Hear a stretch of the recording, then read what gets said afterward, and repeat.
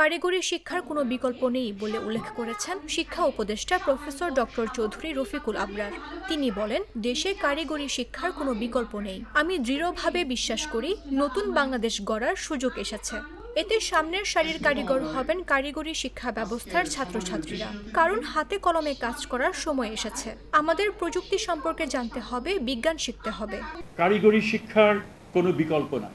আমি দৃঢ়ভাবে বিশ্বাস করি নতুন বাংলাদেশ গড়ার যে সুযোগ এসছে, সেই বাংলাদেশকে গড়ে তোলার কারিগর মানে সামনের সারির কারিগর হবে, ফ্রন্ট লাইন কারিগর হবে এই কারিগরি শিক্ষা ব্যবস্থার যারা ছাত্রছাত্রী।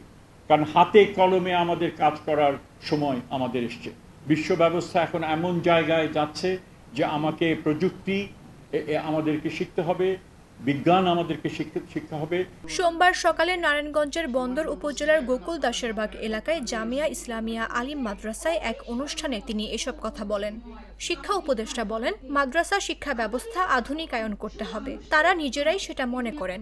তারা তো তাদের মূল লক্ষ্য পালন করবেনই, রাষ্ট্র চায় তারা যেন কোয়ালিটি কারিগরি দক্ষতা গ্রহণ করে। কারিগরি শিক্ষার জন্য এ সরকারের বড় রকমের প্রয়াস রয়েছে।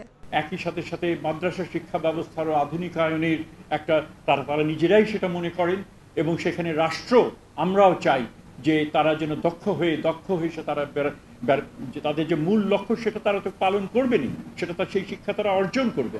একই সাথে সাথে কারিগরি দক্ষতা এগুলো তারা যেন গ্রহণ করে এবং এবং এবং যেটাকে বলা যেতে পারে কোয়ালিটি কারিগরি শিক্ষা তারা যেন গ্রহণ করেন। কারিগরি শিক্ষার জন্য দেশের যে এখন এই সরকারের যে সবচেয়ে যে একটা বড় রকমের যে প্রয়াস, যে আমাদের শিক্ষা ব্যবস্থাকে ঢেলে সাজাতে হবে। রাজনৈতিক দলের প্রতি আশা প্রকাশ করে শিক্ষা উপদেষ্টা বলেন, আমি আশা করি আগামীতে নির্বাচনের মাধ্যমে যে রাজনৈতিক দল ক্ষমতায় আসবে তারা এই ধারাবাহিকতা বজায় রাখবে এবং সাধারণ মানুষের স্বপ্ন বাস্তবায়নে কাজ করবে। আর এখন থেকেই আমাদের এমন একটা শিক্ষা ব্যবস্থা দাঁড় করাতে হবে যেই শিক্ষা কর্মদক্ষতা ঘটাবে, নৈতিক ও মানবিক হতে শেখাবে।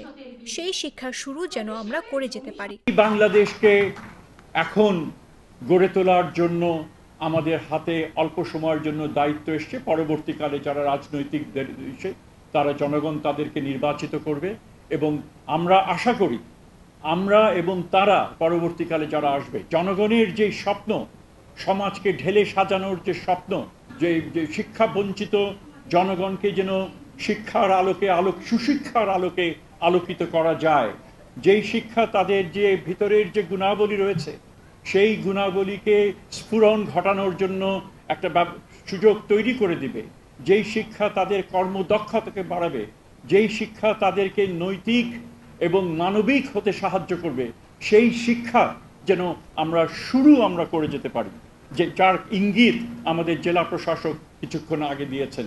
জামিয়া ইসলামিয়া আলিম মাদ্রাসার সভাপতি জামাল উদ্দিন ভূঁইয়ার সভাপতিত্বে এ সময় আরও উপস্থিত ছিলেন নারায়ণগঞ্জ জেলা প্রশাসক জাহিদুল ইসলাম মিয়া, জেলা পুলিশ সুপার প্রত্যুষ কুমার মজুমদার ও বন্দর উপজেলা ইউএনও মুস্তাফিজুর রহমান। নাটা জেলি আর পানীয়র এক অসম কম্বিনেশন ড্রিঙ্কো। চিল থাকতে চান, ড্রিঙ্কো চাবান।